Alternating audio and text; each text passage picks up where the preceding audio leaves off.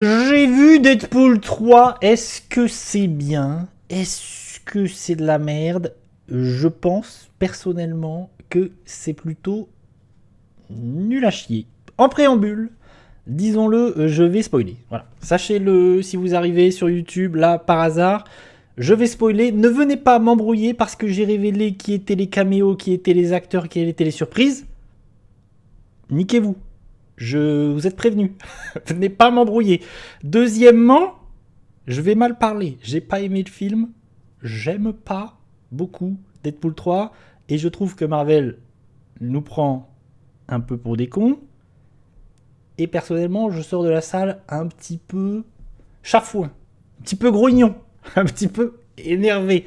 Donc, encore une fois, je ne parle pas mal de vos darons. Il s'agit d'une œuvre voilà, de fiction au cinéma. Je suis pas en train de mal parler de vos darons. Donc, c'est pas la peine de venir m'embrouiller une deuxième fois dans les commentaires. Ceci étant dit, nous allons pouvoir entamer une discussion, un dialogue, une critique, un avis, qui ne reste que mon avis. Hein. Peu importe, en vrai, que voilà, ce n'est que mon avis. C'est pas très grave. Vraiment que j'ai pas aimé, c'est pas très grave. Ça va pas vous empêcher de dormir. Pourquoi est-ce que je trouve que c'est de la merde? Disons-le tout de suite. Pourquoi est-ce que je trouve que Deadpool 3 c'est de la merde? Et pourquoi est-ce que ça m'a rendu grognon? Déjà, qu'est-ce que c'est que cette entreprise de démolition, de faire du mal aux spectateurs par Marvel, le MCU, tout ça, tout ça? On est donc, je récapitule, hein, on est donc sur la suite de Deadpool 1 et 2. C'est Deadpool qui arrive dans le MCU parce que la Fox a été rachetée par Disney et du coup a ramené dans son vivier tous les personnages de X-Men, Deadpool, Avatar notamment. Hop, c'est arrivé, Avatar de James Cameron, hop, c'est arrivé chez Disney.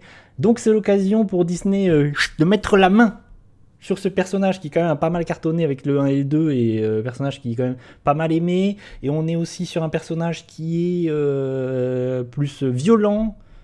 Donc on est sur un film R-rated. Et c'est le premier, il me semble, film du MCU R-rated. Donc c'est pas mal. Et c'est Sean Levy qui prend la réalisation de ce Deadpool 3. Alors Sean Levy, faisons un petit récapitulatif de qui c'est Sean Levy, qu'est-ce qu'il a réalisé. C'est le réalisateur, entre autres, de L'Agneau au musée 1, 2, 3, la trilogie. Hein. Donc c'est pas le meilleur réalisateur de l'univers. Crazy Night, c'est lui aussi la comédie.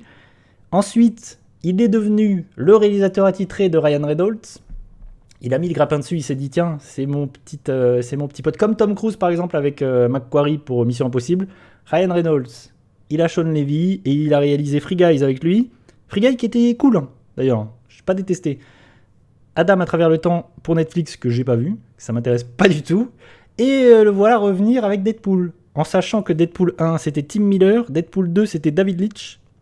J'aime pas déjà beaucoup Deadpool 1, David Leitch, j'aime mieux Deadpool 2 parce que David Leitch, qui était le binôme de John Wick. Et je trouve qu'il y avait des trucs un peu sympathiques dans Deadpool 2, au niveau de l'action et du cinéma d'action.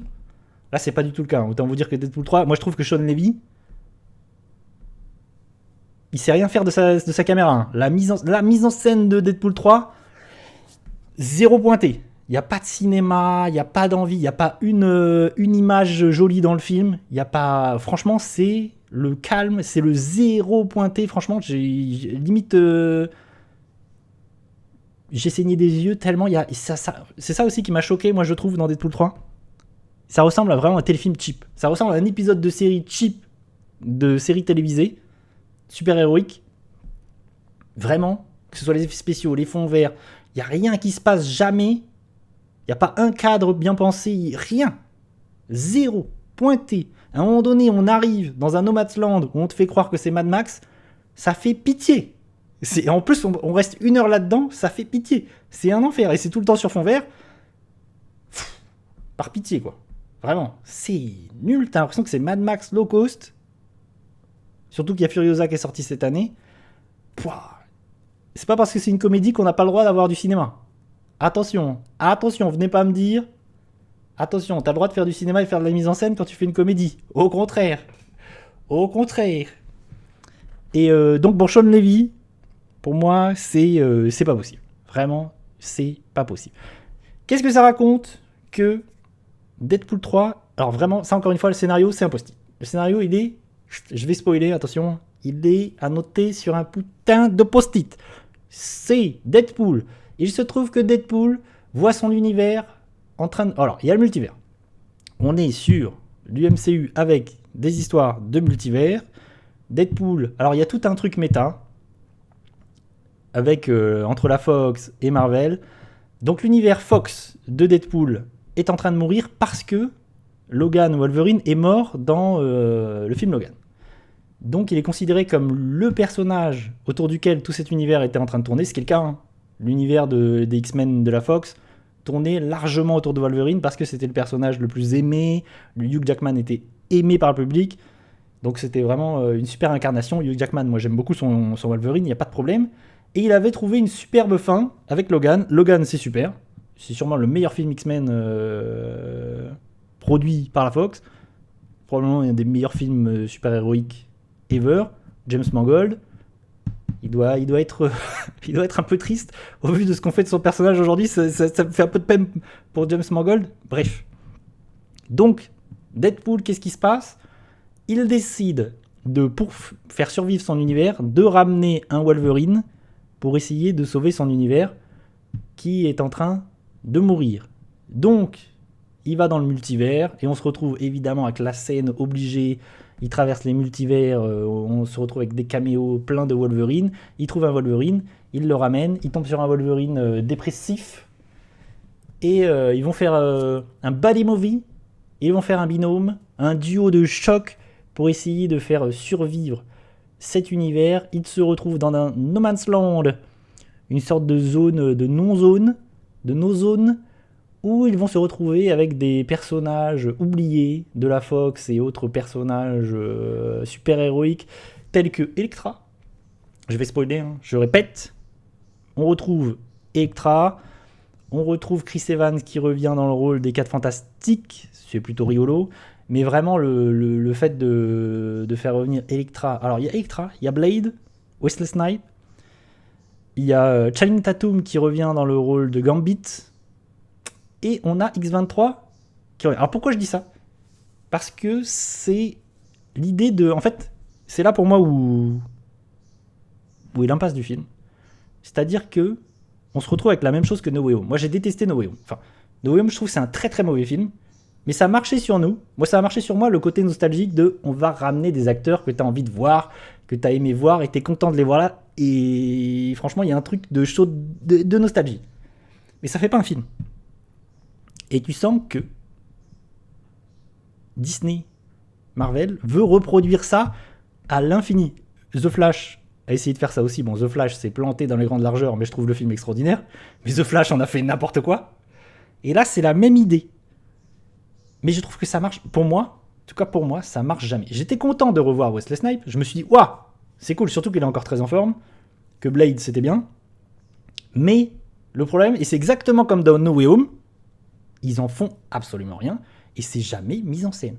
Ça m'a rappelé la triste mémoire de Peter Parker, Andrew Garfield et Tobey Maguire qui arrivent dans No Way Home par des foutus portail dans une foutue cuisine. Ils arrivent dans une cuisine, c'est pas... Franchement, il n'y a pas de mise en scène, ils sont pas mis en valeur, c'est horrible. Merde. Tu me ramènes des acteurs que tout le monde attend et visuellement, t'en fais rien, c'est nul à chier. Et là, c'est la même chose. Tu te retrouves dans une salle et t'as tous ces personnages qui arrivent les uns après les autres à travers une porte. Bonjour, salut, c'est nul à chier. Ensuite, Elektra, qui avait envie de voir Elektra ? Le film Elektra était nul à chier. Qui a de la nostalgie pour Elektra ? Déjà, Jennifer Garner, bon, j'ai rien contre elle, mais c'était un miscast, elle était nulle. Là, on me ramène Elektra, j'en ai rien à foutre. C'est un supplice. Qu'est-ce que vous faites ? Moi, ce que je vois, c'est aussi que ils ont ramené des seconds couteaux parce qu'ils n'ont pas réussi à ramener des Jennifer Lawrence, des X-Men un peu, des Magneto, des Professeurs Xavier... Vraiment, même Cyclope, je sais pas, ils ont pas réussi à ramener des personnages un peu plus stylés, un peu plus intéressants, à faire en sorte que ce soit une fête un peu plus... franchement, moi je la trouve un peu tièpe. Elle me fait un peu pitié cette fête. Au moins dans No Way Home, il se passait quelque chose. Là, même ça, je trouve que ça tombe vachement à plat. Wesley Snipes, j'étais content. mais ça tombe quand même vachement à plat. Surtout qu'ils en font rien, et surtout qu'ils sont là 5 minutes. Vraiment, ça c'est encore un truc qui je trouve très décevant. Les persos arrivent, ok, waouh, on ramène des personnages, attention, c'est fou. En plus, on te fait une petite pause à chaque apparition de personnage pour que les gens aient le temps d'applaudir dans la salle. Vraiment, niveau mise en scène, c'est zéro. Et après, on te fait des scènes d'action, mais ça dure 5 minutes. Le pire dans tout ça, c'est qu'il y a X23. X23 qui revient, qui était dans Logan, qui a grandi depuis. Et là, je me dis, il y a un truc à faire, parce qu'il y a un truc qui se joue entre ces deux personnages. Elle a vu mourir Logan, Logan est mort pour elle, et il y a un truc d'émotion, quoi. Il pourrait se passer quelque chose. Il y a vraiment un truc où elle pourrait... Le fait de... Je trouve que ça marche pas du tout. Elle apparaît... Déjà, t'as l'impression qu'elle a pas envie d'être là. L'actrice, vraiment, elle en a rien à foutre. Elle est là 2 minutes, et vraiment, il se passe rien. Pour moi, c'est... ratage complet. Vraiment. 0 pointé. J'étais... Je trouve que... Vraiment, plus j'en parle, plus j'y pense, plus je trouve que le film se plante à tous les niveaux et qu'il arrive à faire pire que No Way Home. Et il ne tient debout que pour faire plaisir. Franchement, c'est que du fanservice. C'est que du fanservice, que de la nostalgie. En veux-tu, en voilà, et c'est tout. Basta. Je vais mettre un petit peu de trailer pour faire plaisir. Et dans tout ça, on fait revenir Wolverine, on fait revenir Hugh Jackman, qui avait expressément dit, comme Daniel Craig d'ailleurs pour le rôle de James Bond, qui est revenu parce qu'on lui a fait un gros chèque. Pareil, il avait dit, il était trop vieux, il avait une super fin dans Logan, il avait dit, je suis trop vieux, c'est bon, j'en peux plus de faire la muscu pour ce personnage, machin, je veux passer à autre chose. Qu'est-ce qui se passe ? Il a eu un gros chèque, il revient, Daniel Craig, c'était la même chose pour James Bond. Vraiment, tu sens que tout ça est fait pour les mauvaises raisons, et moi, ça me rend un peu triste. Vraiment. Et même en tant que... Parce que vraiment, c'est une comédie un peu parodique. Même en tant que comédie, il y a des trucs qui m'ont eu, des trucs qui m'ont fait rire. Bon, je saurais plus te dire quoi, parce que vraiment, le film, je l'ai déjà oublié. Mais la même semaine, j'ai vu Largo Winch 3, et j'ai plus rigolé devant Largo Winch 3. Parce que Largo Winch, il est rigolo, malgré lui, que devant Deadpool 3. Ce qui veut dire ce que ça veut dire. C'est quand même un peu triste pour Deadpool 3. Mais encore une fois, moi je suis content pour vous si vous avez aimé le film. Si le film vous a vendu du rêve et si le film vous a créé de l'émotion. Moi, rien du tout. Zéro. Et encore une fois, j'en attendais pas grand chose. Je m'étais dit, ça peut être cool. Ça peut être sympa. Et, autre chose, ça c'est je trouve le truc qui m'énerve le plus avec Deadpool, et c'était déjà le cas dans le 1. C'est-à-dire que dans Deadpool 1, Deadpool c'est le personnage qui se moque du film de super-héros, qui se moque de qu'est-ce que c'est qu'une origin story et un film de super-héros, mais il va plonger là-dedans. Il va faire exactement dont il est en train de se moquer. Et je me dis, il y a un truc qui cloche. C'est vraiment d'un cynisme absolu. Et là, c'est la même chose dans Deadpool 3. C'est-à-dire qu'on va se moquer du multivers. Il y a une séquence où il va dire, c'est bon, on en a marre, on arrête avec le multivers. Qu'est-ce qu'il fait ? Il fait du multivers. En veux-tu ? En voilà. Et on est sur un film super-héroïque hyper basique. Rien de très surprenant. Avec un antagoniste qui est nul à chier d'ailleurs, où vraiment on est sur une ligne droite, alors qu'on a un personnage qui est capable de tout et de n'importe quoi, de casser la narration, de s'amuser avec la narration, de s'amuser avec le genre super-héroïque, et il en fait rien du tout. Et pour moi là-dessus, c'est hyper décevant. Je me dis, mais tout ça pour ça ? Vous êtes sérieux ? En fait, c'est d'un cynisme assez hallucinant, je trouve. Parce qu'on te fait croire, ouais, vas-y, je suis subversif, je vais tout casser, je vais casser les codes, je vais pas faire ce que font les autres. Et pourtant, il fait exactement ça. Et on se retrouve avec un film lambda super-héroïque, au final avec un scénario sur un post-it, rien de neuf, rien de nouveau. La meilleure chose, vraiment, la meilleure chose, ce que j'ai préféré dans le film, c'est les crédits. C'est-à-dire que pendant les crédits, il y a des images, des making-of, des films X-Men et des films de la Fox. Et là, il y a un truc où tu te dis, ouais, c'est cool. Tu sens que il y a une idée d'hommage, que le film, il voulait faire ça, une sorte d'hommage à tout cet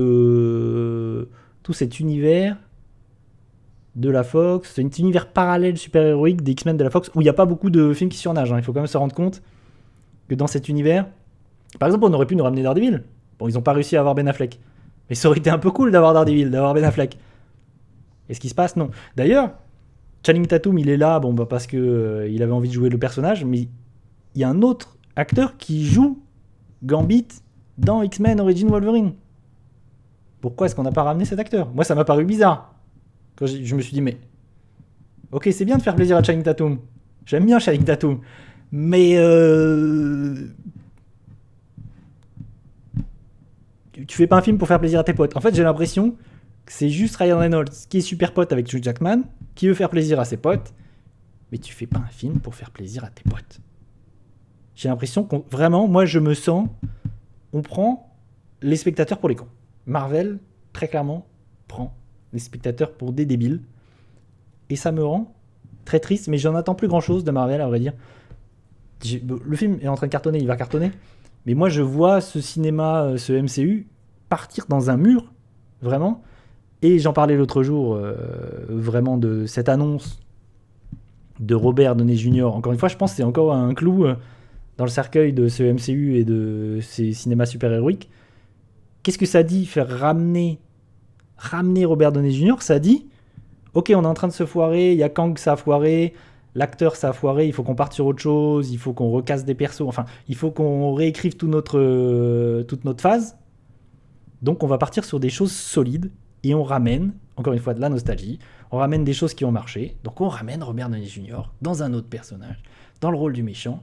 Pour moi, c'était la pire chose à faire. C'est vraiment parce qu'il faut se raccrocher aux branches. Donc on va filer un chèque stratosphérique. D'ailleurs, c'est pareil, on ramène les réalisateurs de Avengers, les frères Russo.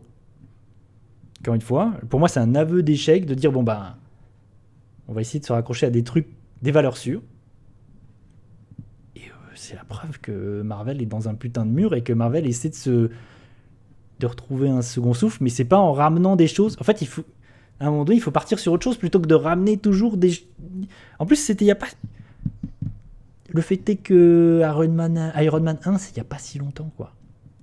Moi, il m'aurait ramené Robert Downey Jr., je sais pas, dans 10, dans 20 ans, un vieux Robert Downey Jr. qui revient. Mais là, c'est pas possible.